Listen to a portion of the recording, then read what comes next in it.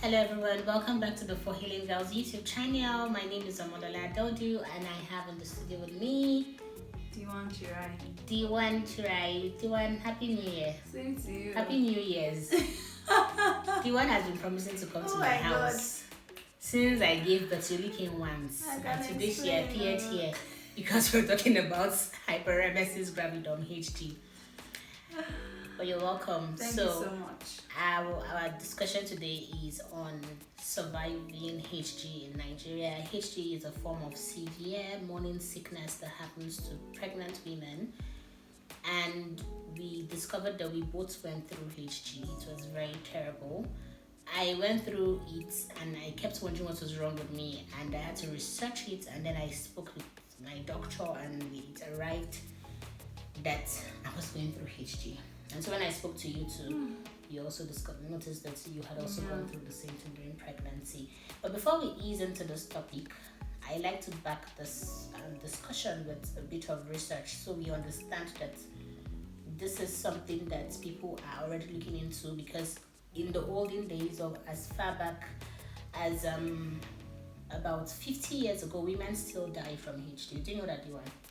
Women die from HG. So you and I being here today is as a result of modern medicine. Sure. So we are benefactors or beneficiaries. What's the English? Yeah, beneficiaries. Yes, of modern medicine. Yeah. So there was a research done by some medical personnel in the Abubakar Tafawa Balewa University Teaching Hospital, Bauchi State, Nigeria, and I'm seeing about 5 major researchers here: Mohammed Aminu, Mohammed Al-Khali, Bala Audu, Tony Abdul Razak, and Dauda Batna.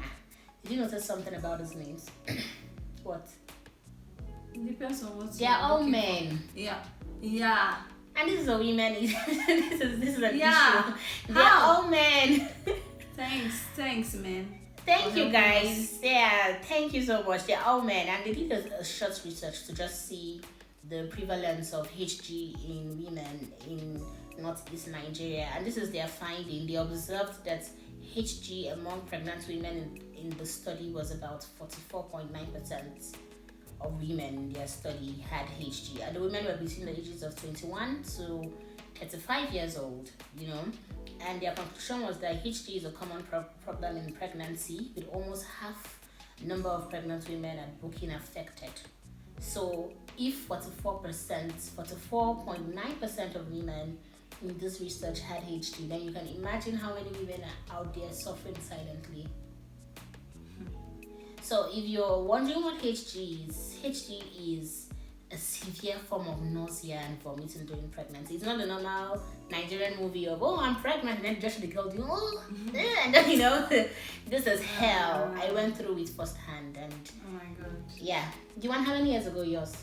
7. So your child is 7 years old. My god. Mine was 2.5 years ago. So yeah, my child is 2.5. My child is a total of 2.5. Yeah. Yes. How was it? I don't even know if it can be explained. Yeah, you can only experience it. That's the best way to explain it. So no matter how much I try to explain it to you, you might not understand until you experience it, or you stay with someone that experienced it. For me, me and Omolola, we had a lot of similar, symptoms, a lot. I threw up the entire 9 months that I was pregnant. Same. And we're not talking maybe you throw up. Sometimes I used to throw up 10 times before 12 now. Yes, mine. My recorded time was 7 times. 7 times in 1 hour. I'm telling you. And this throwing up, there's nothing in your tummy. Yes, that's even the funniest part. So you're throwing up bile and saliva. Yes. And some thick stomach juice. Yes. And so you can imagine when you're ill and then you're throwing up, you know how you feel. So now imagine you being pregnant with nothing in your stomach and then you're throwing up. It's like you are losing your life. That's how you feel. Yes. For me, I threw up to a point that there will be nothing in my stomach, but I'll start throwing up blood. It feels like you're losing your essence. Yes. Because that blood is life. So you're throwing up blood, you're throwing up bile, you're throwing up stomach juices. I think I'm going to put a disclaimer that this is a sensitive topic. So if you don't like to hear bile, blood, urine, do not watch. But at the same time, I'll encourage you to please share this video with women, pregnant women, with women who are newly married around you, because nobody knows whether they're going to go through HG or not. Yeah. And we have a lot to unpack, and we're going to see how we can quickly do that, without having to spend so much time on the video. But one thing I know is that society's reaction to HG was really heartbreaking for me. I think we live in a society where shame is a major product. Like it's like the people like you to be ashamed. People want you to be ashamed of yourself. So you can imagine me training up for 9 months. You can imagine me being very sick, and I had to quit my job. And people telling me that, oh, why, and was I going through what I was going through? Are you the only person? I've been pregnant. I have 4 children. Yeah. Why are you saying your own is different? Yeah. You're even quitting your job. Like, what it simply means is you throw up to the point that your legs cannot even carry your body. Oh my God. You'll be too weak. You will be so too weak. So you've not even finished thinking for yourself. Is it now you that will not be thinking for your entire organization? Do you understand? Yeah, just it's like for me then, I drive to work sometimes. There was a time in my 6th week of pregnancy, I was driving to work, and you will not believe that I instantly became dizzy and nauseous on the steering. I had to pack, because if I didn't pack, I was going to definitely have an accident. Of course. So when I went to the doctor and I told him, the doctor was like, I'm going to advise that, you take things easy. And he didn't spell it out clearly, but he advised that maybe you have to quit your job, because HG is a serious, it's a serious ailment in pregnancy. Sure. And as a child of God, as a Christian, I also had people in my Christian community that were telling me, oh, you're a Christian, why are you going through HG? Didn't you pray? Did you have that talk, that backlash? People are telling me, didn't you pray? As a child of God, you shouldn't be sick. And it just broke my heart, because nobody prayed for me like I prayed for myself during that period. Because I'm not doing anything. I'm sick on bed 24 hours. So every day it is God I beg. God, please help. Lord, heal me. And yet, these things were happening. I think the only comfort I had was that HG does not affect the child in your tummy. Yeah, but at the same time, I don't know if you remember, but you also did a research while you were pregnant then, and I think in that research it showed that, is it 3 out of 50 women that have HG actually abort the pregnancy? Yes, something like that. Yes, due to the severity of the morning sickness. I really wish I could bring certain people on if they'll be willing to talk about it. There was a woman who, she struggled with it so much that her husband was like, I can't do this anymore, and he personally took her to the abortion clinic to get the baby aborted. So it's that serious. It is that serious. And then we'll talk about the loneliness of it.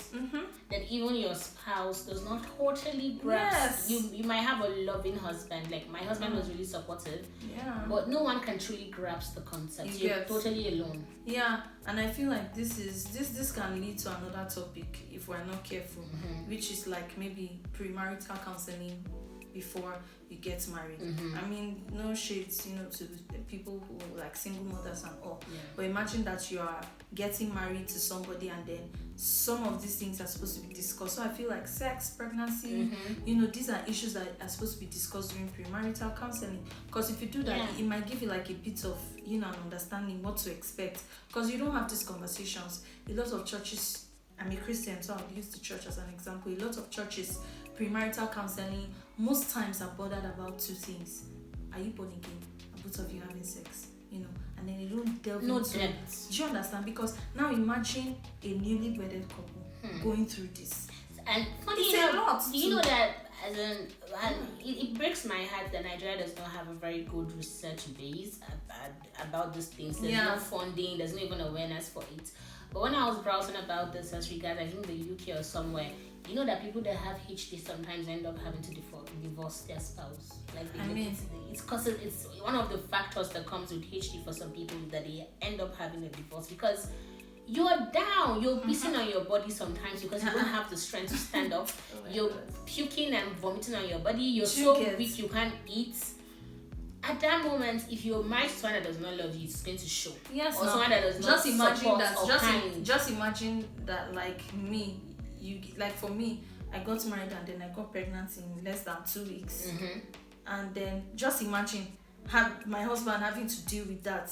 It's a shock. It's a lot. It just comes upon you, because don't forget that some women go through nausea for the first 2, 3, 5 weeks, and it never comes back again till they give birth. But now every day you're waking up and like, is it going to stop today? And then you go through that for 38 weeks in my case. 38 weeks. I was that every day. This is not even an exaggeration. Every single day. You're even scared of putting food inside your stomach. That's why she was saying, as a Christian, I'm thankful to God that my son survived it, because there were times where I went for days without eating. Because if I eat, I'll throw the food out. Or what I do is maybe when I cook, I'll separate the food. I'll not eat one portion. Immediately I throw up. I wash my mouth. I'll not eat the other portion. Sharp. Yes, because just so that something that maternal instincts have kicked in, and you're like, I need to keep my child alive in my tummy. So it was really crazy. And I think another thing that I wanted us to discuss was how it impacts relationships. For me, I learned a vital lesson, and if you're going to forget anything from this video, don't forget this: that if you're going through HG, please do not isolate yourself. I know it's hard. It's hard. A HG has a way of making you want to be alone. You don't want anybody to talk to you, because you know that even talking. It's hard. Oh my God, talking is hard, and then when people are talking around you, noise is a trigger. Do you know that noise can trigger the vomit? You've just been like, what's this person saying? See, you guys, you will not understand. So this video is for women and their husbands and truly, people who truly want to be there for pregnant women in their life, because we can't even exhaust this topic. Like, you can't. And I think, sorry to cut you short, Omolola, and I think it's for everybody basically, because a lot of times we are quick to judge people. You see one pregnant woman looking all strong and healthy. You see another one. You might never really understand what she's going through. I'm not even joking with you guys. From the moment I got pregnant, I didn't go to church for months. I didn't go to church throughout my pregnancy. 38 weeks. Sometimes I wouldn't have gotten to the door of my house in months. I'll just be, because where's the strength? I legit couldn't use my legs. If I wanted something and my husband was not around, I'll crawl. You crawl. I'll crawl to the fridge to go and get water that after you finish drinking, you throw up.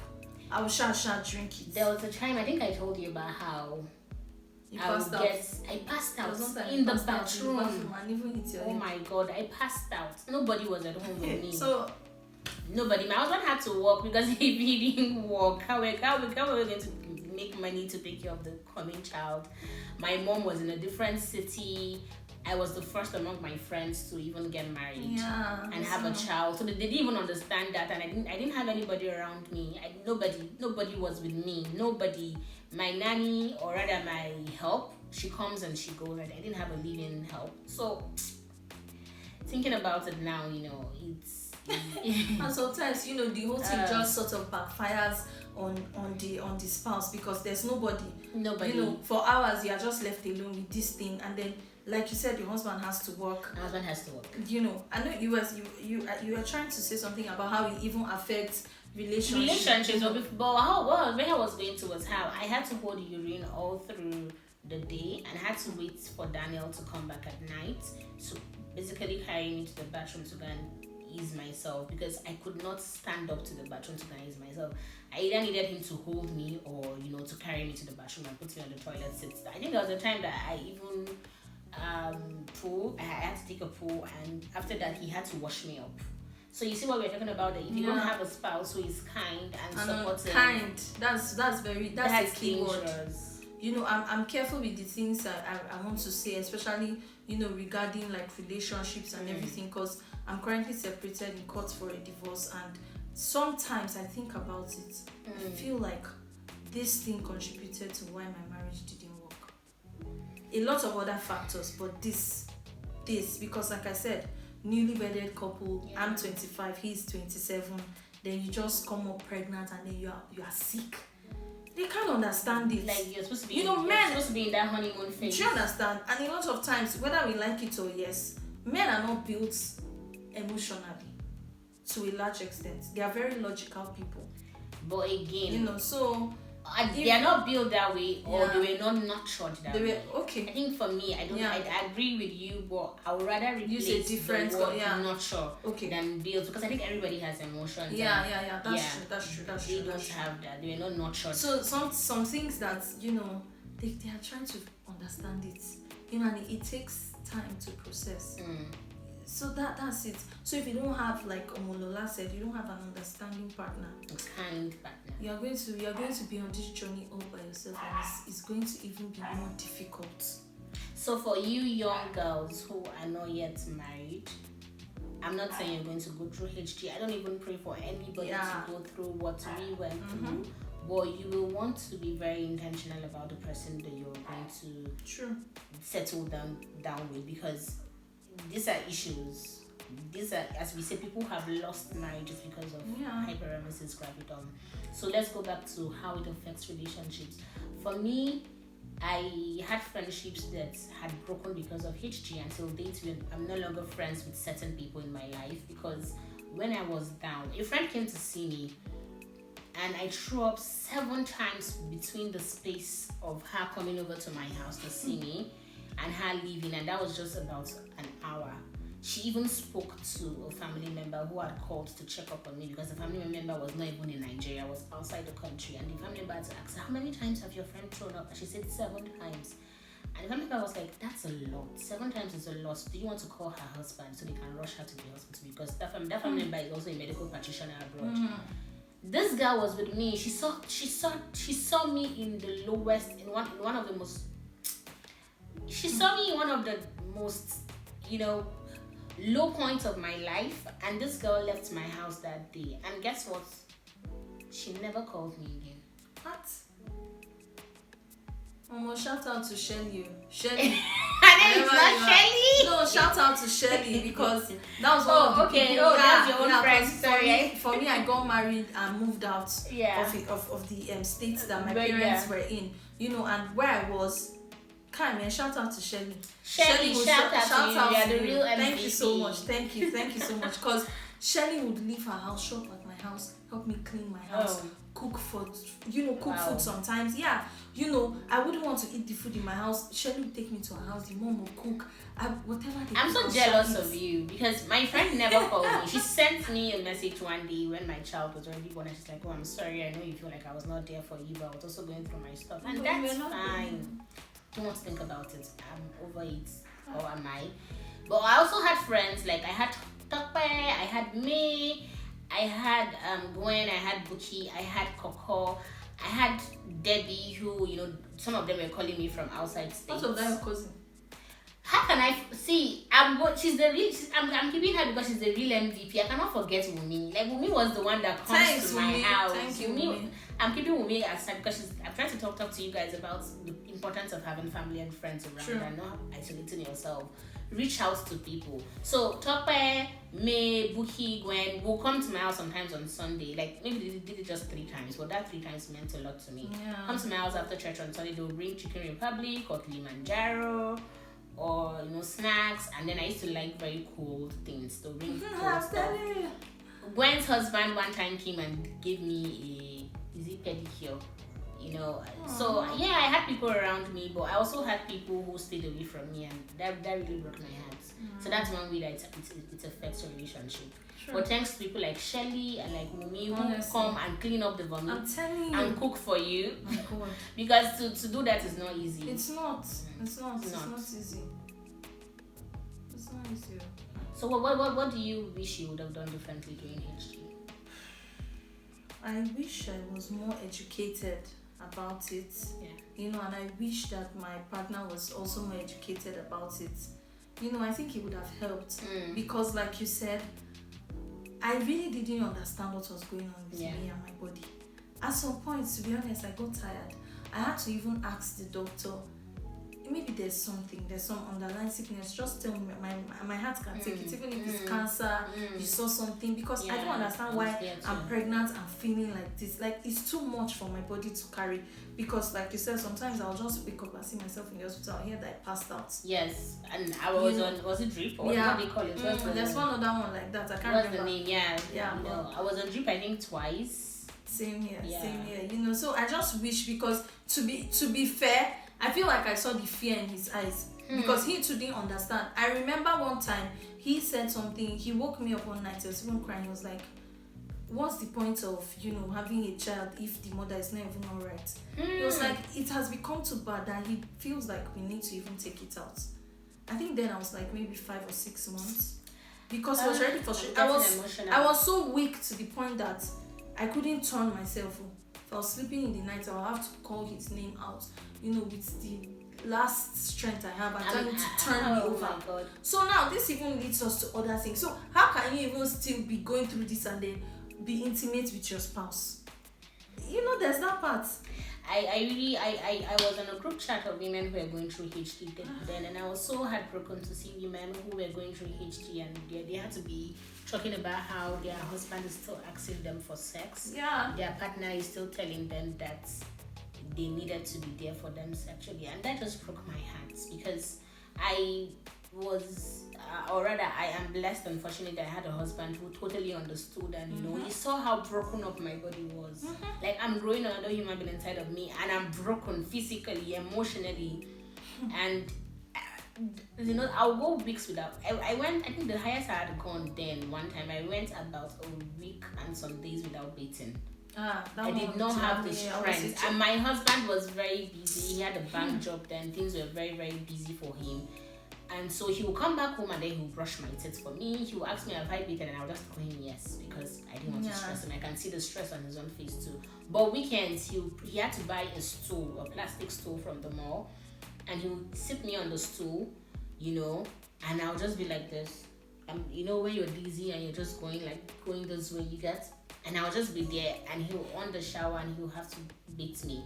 Then when I start to become a little bit stronger, he will now put that seat in the bathtub and beat me. Or shout out to Omolola's husband. Shout out Danny.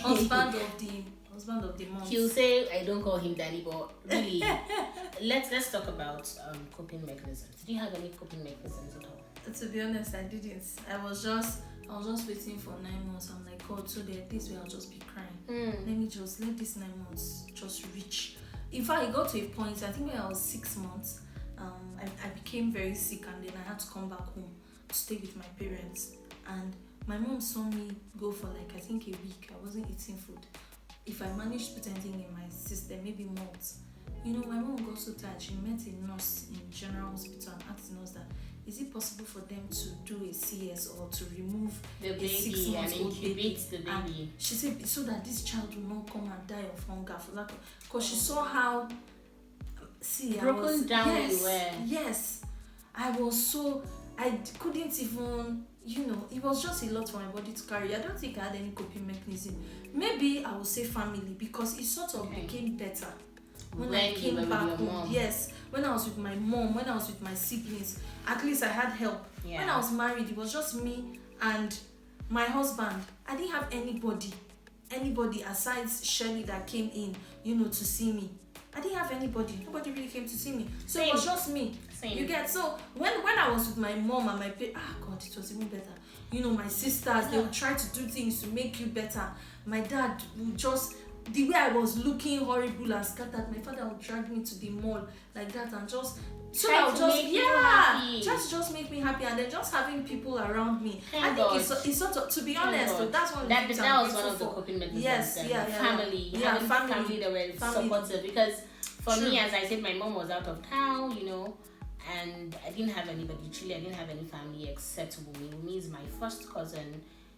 My dad and her dad are from the same mom and dad as well. So I had Wumi, but I didn't have any other person around. My mom was going through retirement, and they had told her at work that she can't leave this period of time. So it really broke her heart that she wasn't there. But she finally came to Abuja, and she saw how I was, and she left. But she was with me 4 months after I gave birth to my child. And shout out to my mom, because that's another different topic. Mom's coming to stay with you after giving, but my mom was with me for 4 months because I was so tired. After HG, delivery, motherhood starts, I didn't have any break. But I had family members who my mom had told, like, please, can you help me check up on my daughter? And guess what? Somebody said, like, she's the first to get pregnant. Wow. Why is she exaggerating her symptoms? Wow. I was in the point where I was trying to build my career as a corporate woman, as a comms child advocate, and I was actually doing well. And then someone had the guts to say I was doing this because I didn't want to go back to work. I was making my own money. I could go to the spa, I could go to the mall, I could buy my husband and my family and my friends nice things, but I had to quit that job and come and stay home. And then someone had the guts to tell me that I did all that because I didn't want to work. Just imagine. So you can imagine how very sad. Yeah. Let's go to the next thing. Let's go to the next thing really now. But before we do that, for me, I think one coping mechanism I had was movies. I am such a romantic at heart, so I finished The Office.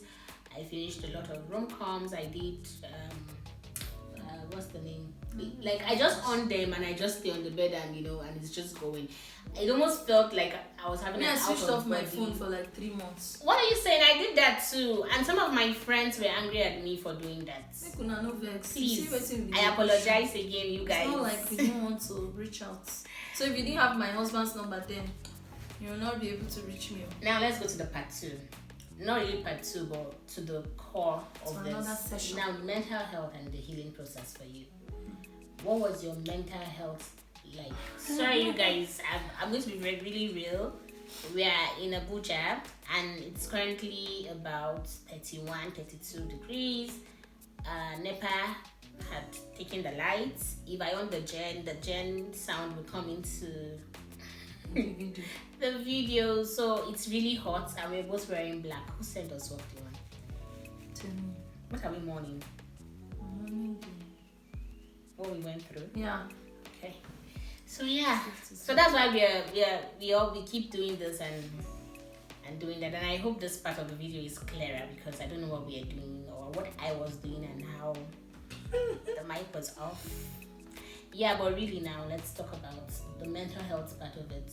What state was it? Do you think you were depressed alongside pregnancy or after pregnancy? I was depressed. I was certainly depressed. I hit rock bottom depression. You know how you be depressed to the point that, Siba, you just even tell yourself, man, I've been here for so long, I need to leave this depression so that others can come and be depressed too. I'm telling you. As in, like, the depression is a cake. Yeah, I've eaten my share. Let everybody to come and. I know today. I won't day here for. Make I just leave. I was damn depressed, but that was because I had other things I was dealing with. There was the HG, and then my marriage ended before I even gave birth. So that combined together, it's a dangerous. My God. See, this HG thing, I don't know. That's why you can only experience it. I lost touch of any form of emotions. I didn't understand the ability to be sad or be happy or rejoice or feel pain. I was just there. I was just living and I didn't understand how depressed I had gone into. English is correct. How depressed you had become? How depressed I had gotten or become until I was giving birth. When I gave birth, my son had come out of my body. I was still pushing. Oh my God. You were not really in touch. You were not present. You didn't even know that the child had left your body. That's to show you how mentally and emotionally exhausted that I was. That's the word, exhaustion. I was tired. I got to the point that I will not say I tried to take my life, because I didn't match my thoughts with actions, but I thought about killing myself. Same. Just end, because I feel like that's what happens to people who commit suicide. They are not trying to end their life. They're trying to stop the pain they're feeling, feeling. man. But that's how the devil plays tricks on you anyways. But yeah. I was just tired. The nurse had to slap me and tell me, it's okay, stop pushing, your baby has. It was like that slap brought me back to reality. I didn't feel the pain of childbirth. I didn't feel the pain of childbirth. It was the pain of the episiotomy stitches that I now felt. Because that woman slapped me back. That's when I think I was now back in my body. To be honest, HG It's an out of body No, experience. it is. It's an out of body experience. It's bad. For me, I think at the point I was mourning myself. Like, Sure. it's like I was seeing myself on bed and I was having an out of body experience. I was seeing Lola on the bed and then Lola too was standing, and I was severely depressed. I started to ask myself, who sent me? Like, why did I get married? Why am I pregnant? I'm putting my husband through some things that he didn't bargain for, and he also felt the same. Like, I'm putting this chick through things that, just because you want to have a child. At the point, I think one day I just take and I was telling him I'm sorry, and he too sometimes I told me, I'm sorry you're going through this, but he didn't understand the depth of what I was going through. He was there for me, he was supportive, he loves me, but he didn't understand the depth of what I was going through. Nobody did. My friends didn't understand.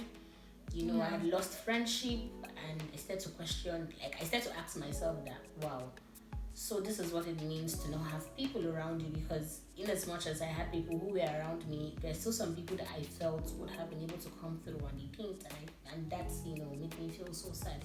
Yeah. So that did a number or thing or two to my mental health, and I was honestly not in a good place. The only sort of comfort I had was that my child was going to be fine, because as a Christian, I told God, I said, I can't go through this and then not give birth. And then you were talking about your birth story where you were still pushing. For me, it was horrific, because after HG for 9 months, I now went to the labor room, and my child was, medically dead. Yeah, my child was medically dead, and then we had to pray. My husband was speaking in tongues, the nurses were speaking in tongues, and then my baby came back to life. I think I'll do a short video of my birth story, and then maybe you do that too for you. No, and you too do that, just to encourage someone who is going through HG. Honestly, it's a lot. So after delivery, now let's talk about healing after delivery. After delivery, I was still depressed, and I had to pay for therapy. That was my first time paying for one-on-one therapy. I started to go for therapy every Saturdays and Sundays, or sometimes either Sundays or Saturday or Sunday. I started to just try to heal myself, and then to heal my body. I don't even know what. I think I went. Guys, I'm talking about it, and I think I'm trying to rush through it because I don't want to dwell and think about it so much. Because and as you're talking about it, you're remembering some things, and I'm like, what the H? What the H? But really, what was healing? When did you start to feel that you were on the path of healing after all this? To be honest, I was there by a time, because for me it was almost from one HG to another separation to being in court, and trying to be divorced from someone who said you spend the rest of your life with you, so it was almost from, it was back to back of me having to be in a place where it's like, oh, I'm trying to get myself back, and then boom, one this thing one has hits not you, ended. boom, this one hits you, boom, this one hits you. I think I'm turning 34 next month, but I feel like I'm 4 years old. That's what it is, because I think reality, I think I figured it out when I was 30. That's when you felt you were growing up too fast. Things were happening too 30 fast. years it was when I was 30 that I just realized, hold on a minute, what have I been doing all this while? Because it was like I was just, too many things were happening in my life. It was from this to this to this. And I was even having a conversation with Omolola before we started this video, that if I was still married, I don't think I'll have another child. And I think one of the reasons why we think that way is because of the experience you have from your first child. It's very scary. Yeah. It's and very, so you very see scary. why just seeing people and asking them, when are you having a second child? It's an unfair question. Guys, let's stop. Because when you ask me when I'm going to have another child, it takes me back to the things I went through. And I'm like, oh my God, do I want to go through that again? I love children. I'm working in a space. My calling is in families and children. It's in, and then it now breaks my heart that I had to go through that, and I might have to go through that if I ever decide to go through a child and go through childbirth again or pregnancy and all. Because don't forget that research also states that if you've gone through HG once, there's every tendency you go through it again. Now I'm putting this out there as scientific evidence. Now we have the spiritual aspect of it, which is that we are Christians and affliction shall not arise a second time and all. But what happens when if it does? And people have come to talk to me about faith. Oh, have faith. I've had family members sit me down and say, oh, you don't have faith. That's why you're saying you don't want another child, or that's why you're not thinking of another child right now. If you have faith, you will see that God will do it. And I'm like, He has done a lot of good things for me, but right now I am scared. My body is still in that PTSD, or is it PTSD mode of, I just feel like if I think of what I went through, I shiver like what do you call it? Is it shiver now? That thing, like just be like, yeah. So I'm not in that space. So when people ask me that question, they don't know that they are poking at an old wound. Yeah. It's like the wound is trying to heal, and when you say, oh, when I have another child, it's like, pop. But what I've learned is that my response is what matters. So I've learned to shut out the noise. Yeah, I've learned to shut out the noise.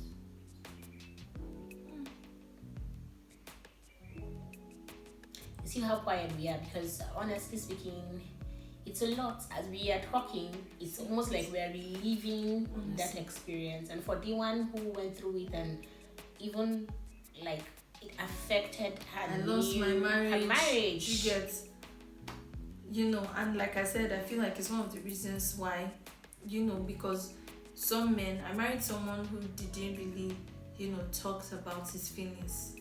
And nobody asked me, and then why did you marry him? Question for another day, or conversation for another day. But yeah, that's it. So even when I was dealing with that, you could tell that was his own coping mechanism. He wouldn't want to stay in the same space with me. Now I know. Then I hated him for doing that. I'll be like, with all the things I'm going through now, you just leave me here. And he just goes out. Or he finds somewhere else to stay. And I feel like for him, that was his own coping mechanism. He probably couldn't stay to see this happen to someone that he loves. So he just and then don't forget that there's also the dad guilt. There's that guilt in HD where the man begins to feel like, I am the cause of this. If I didn't get her pregnant, she would not go through this and everything. So I feel like that was it. Because when I started to see like a consultant, they still could, like I said, that was the person that even made me realize that this was what I went through. Yeah, before then, it was almost like all the doctors were like, it's pregnancy symptom. There's nothing else wrong with you. Because for me, I don't know if it happened to you, but I would go for scan for like 2 days because I'll be trying to find my son's heartbeats. So those times it would scare me. And then I realized that the position he took in the stomach too, that contributed to that. But all those things scared me. All those, all those drugs you take, pregnant care. I couldn't take all this. Iron, oh my god, iron made my HG worse. The iron tablet. Water was nauseating me. Not even talk of water. Medicine. Air was, guys, okay, another thing was, this topic is long, and I'm going to try my best to see if we can divide it into part 1 and part 2, but there was a time that I could not step out of my bedroom for like 3 weeks. You don't want to perceive any other smell? I cannot perceive the smell of my sitting room or my kitchen or my dining area because it had a different scent. Yeah. My husband had to change this Arabian perfume he had, and even till days when I smell that perfume, I sort of like feel a certain way. Yeah. So let's talk about what are some of the misconceptions about HG. Let me start with one. Women who go through HG are not lazy. I had people say in front of me and behind me that I was lazy, and that was why I went through HG.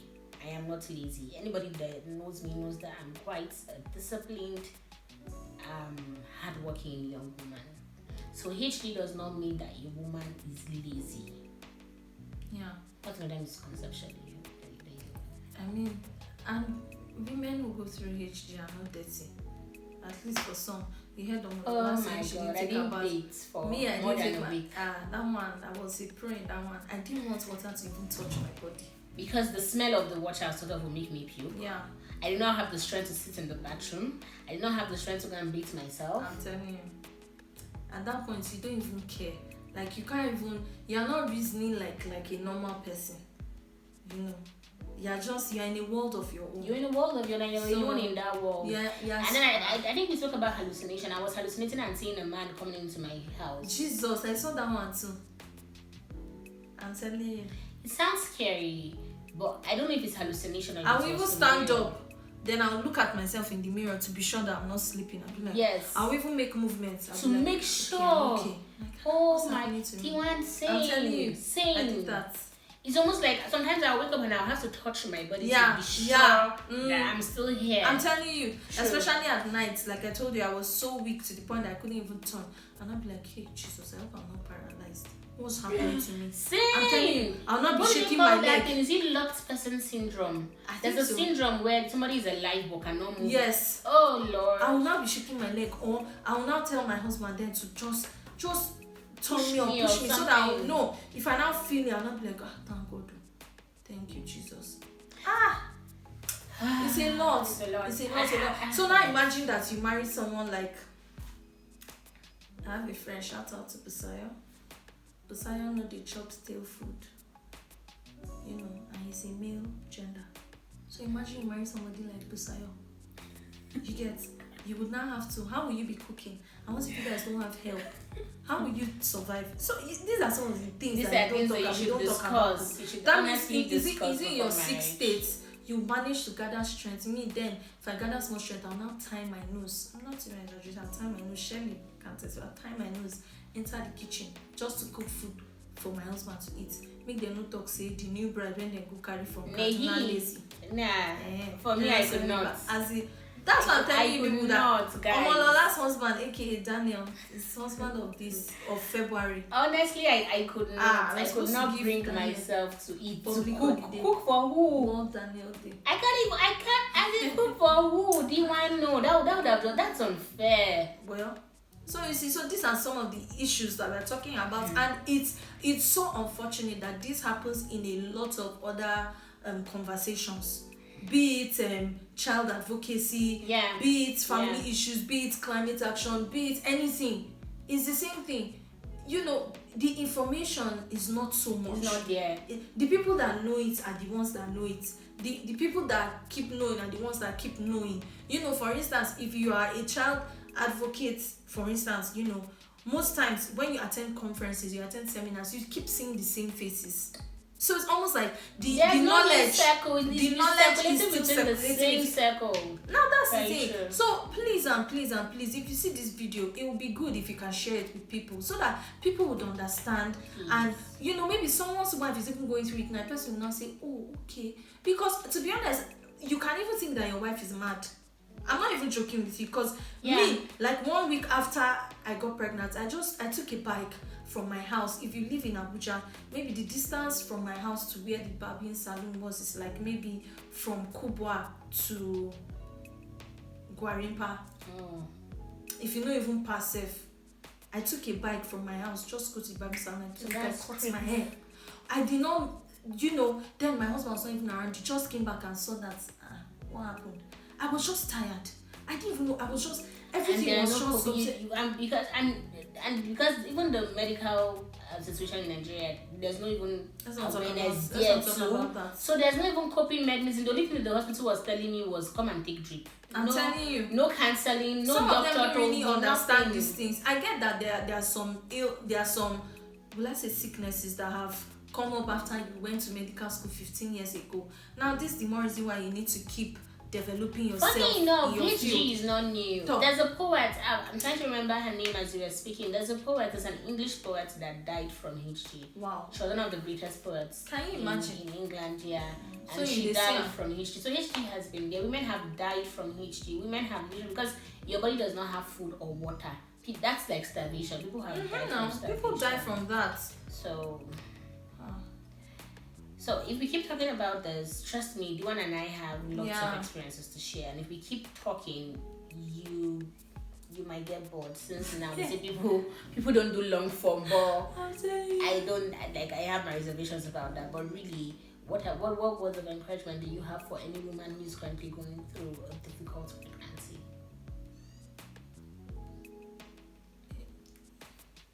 It sounds like a cliche, but honestly, you are going to be fine. You're going to be fine. I mean, look at us. We're not talking head knowledge, or we're not giving you research, but we're talking to you from experience. You know, we've been through it. I mean, look at us. We're fine. Our babies are fine. I think one of the things that you need to hold on to, like I always say, is see, find something you believe in and hold on to that thing. I'm a Christian, right? Yeah. I'll tell you. See, the X factor is the God. That's just it for me. Like, to be honest, because even in that place that I was, I'm not even joking with you guys. Even in that place that I was, when I finished crying, I had time. I had a list of prayer points I wrote. I would lie down on the floor, pray them, and sleep off. And wake up and find. If you believe in God, hold. I always post that thing, like, if that's the last thread you need to hold on to, make sure it's the hem of God's garment. Hold on to God. Look for scriptures that are edifying. Don't find yourself in the wrong circle, please. Don't allow anybody to tell you you're faithless. That's why you're going through what you're going through. Don't listen to all that. Don't allow people tell you that maybe you offended God and God does not love you. That's all those why things you are were BS. afflicted Yeah. with disease. Please, that's not true. I'm blessed with the gift of good friends. I believe it's a gift. It's a ministry. Yeah. I'm so blessed with great relationships. I had friends who did it, like, as soon as I came to Abuja, like, one of my friends, Fati, she came to my house. Like, she made sure we went to go and see a movie without week out. So she said, "Where could they go? Even if I will have to carry you." These are people that who were trying to bring you out of that mood. Yeah, they made sure, my dad would call my friends, just come and visit her. So I'm telling you. Yo, that was even the one that to come. Oh God. Mine, as in my friends, I told you, will come on Sunday. Chokpe, shout out to Chokpe, to Buki, to Gwen, to May. May helped me go to buy clothes for my child. I could not go and buy clothes. Wow, yeah. Shout out to May. Yeah, so May had to go and buy some things for me. When I was now strong enough, I went with my husband, and even at that, I had to sit down on a stool, where we went to. But still, like, I had people who were there for me, and to people who were not there for me, honestly, I forgive you. Like, I've forgiven you a long time ago. Yeah, they might not have really understood. And the truth is, some people don't really. They don't know how to show compassion or to just be there for someone. They believe that sometimes just your presence being there, you don't even need to say anything. Just be around. Just the person knowing that, okay, the one is even in the parlor and you're in the room. It's already enough comfort. So I think my last words will be, don't isolate yourself. Yeah.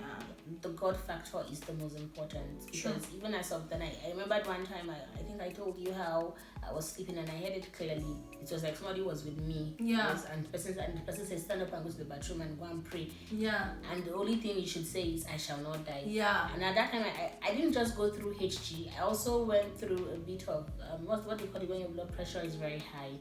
High blood pressure. No, there's a name in pregnancy. I've forgotten. Oh yeah, there's a name in pregnancy. Yeah, it's also like the second killer of pregnant women. Is it that eclampsia? Yes, I had eclampsia. I had pre-eclampsia rather than eclampsia. There was protein in my urine. My blood pressure was really high. My husband said one night he was scared because my clothes kept doing this. That child had my heart was beating, and so after that, before that time, rather, I was woken up at night by the Holy Spirit to go to the bathroom and pray and confess that I shall not die. So the God factor is very important. Don't isolate your friends. If you have friends who truly love you, for those of you that can speak Hausa, for those that can't, hold them very well. I'm telling you. If you have people who are not there for you, don't dwell on it too much, because that can deepen your depression or deepen your sadness. And if you have a spouse who is kind and supportive, then that's good. If you have a spouse that is not kind and supportive, what do you advise for that? Honestly, it's a dicey situation. It's a dicey situation, so maybe you should seek for professional help. That's the only thing I can say. And apart from professional help, please do not go through your struggles alone. Yes, speak to someone. Yes, there's definitely someone that loves you. Stop being ashamed to share. Like we said, it's like shame is now part of living. When they say one of the coping mechanisms of living in Nigeria, it's like shame should be added to it. Don't do that. Don't do that. You'll be surprised at how many people have gone through the things you've been through. Thank God for clothes. You get. Thank God for everybody just looking out. If some people tell you the things they've been through, so learn to don't just go and share your story with everybody, of course, but look for people them. I feel like we do. Don't look for people that you like or people that you love, look for people that love you. Look for people that love, because sometimes it's a one-way thing. You don't look for people that love you and talk to them. They might point you to the right direction, or they might even be the help that you need. But isolating yourself is a no. Please. Thank you so much, Diwang. Thank you so much for coming on this channel to talk about HG with me. And normally I love to give prompts, journaling prompts after my videos. I didn't tell you about that. And because you don't even watch my YouTube channel, which is another offense, so let's leave it. You would have known that I do journaling prompts, but really, what give us the journaling prompts? What do you want us to write about in our journals today? Whether we are married or unmarried or pregnant or not pregnant, something wholesome for. There's this quote. Says, you don't know how strong you are until being strong is your only option. Honestly, you don't know how strong you are until you get to that place where you realize that you have so much strength embedded in you. It's one of the reasons why I tell people don't give up. Don't. I know you've heard it. They've sang it in songs, sang it in different choruses. Don't give up. Don't give up. They say now who give up lose. Yeah. So what do you want us to write about as regards that? Is that? What do you want us to write in our journals as regards that? Give us a journaling prompt. That's journaling prompt.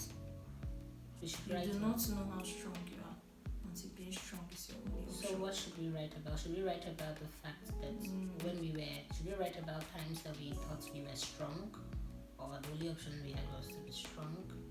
Okay, you can write about how you thought you were not strong, but eventually.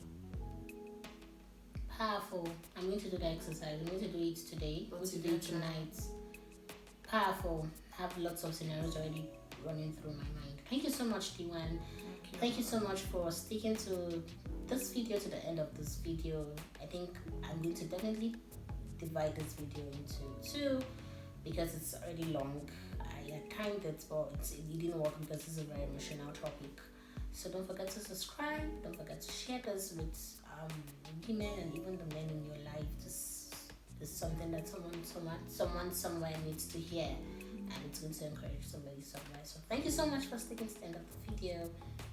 I'm Olala Dodu and Diwang and I signing out. Bye. Thank you.